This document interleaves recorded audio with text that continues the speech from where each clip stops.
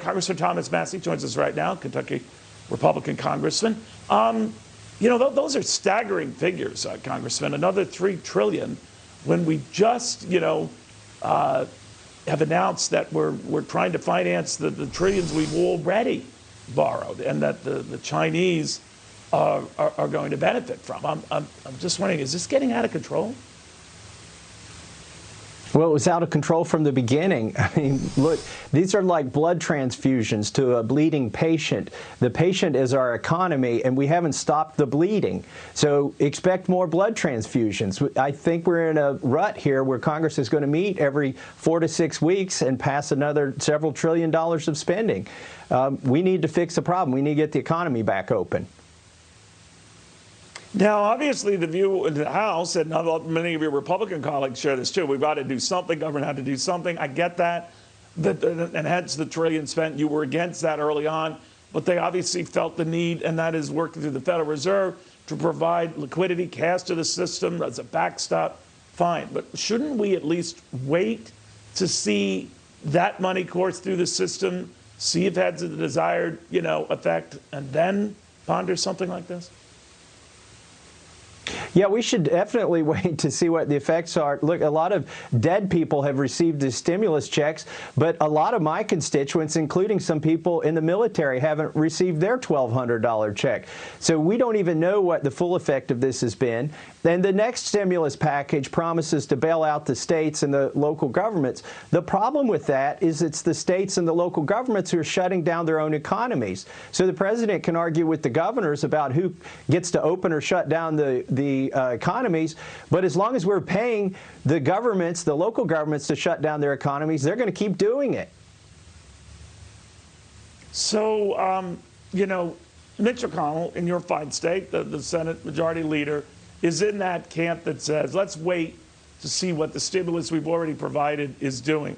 But he's under enormous pressure right now to help the states, and he got in a whale of controversy for even proposing states could already file for bankruptcy if they should. He dialed that back to say, I'm open to helping the states if they provide liability protection for businesses who, through no fault of their own, have to deal with individuals who might contract the virus and might want to sue their bosses. How do you feel about that?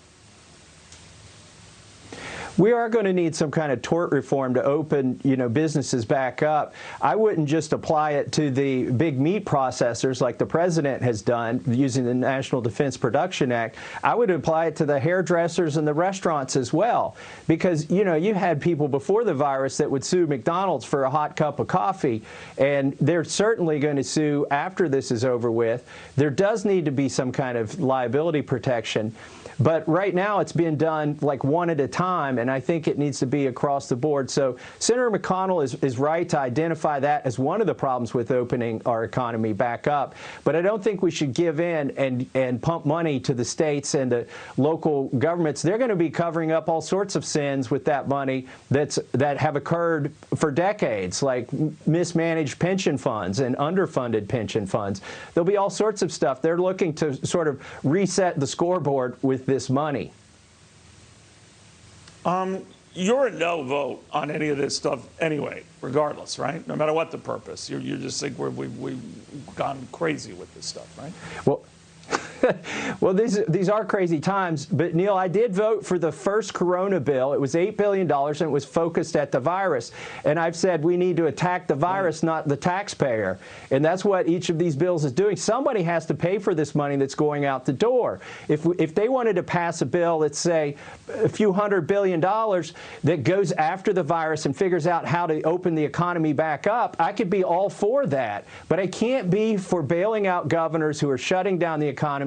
We're going to have food shortages. This is the other thing that I've been warning about that virtually nobody's listening to, except now that they're going to the supermarket or the fast food store and seeing food shortages. You can pump money into the economy. You can bail out farmers, but that doesn't cause the crops to be harvested or the animals to be processed.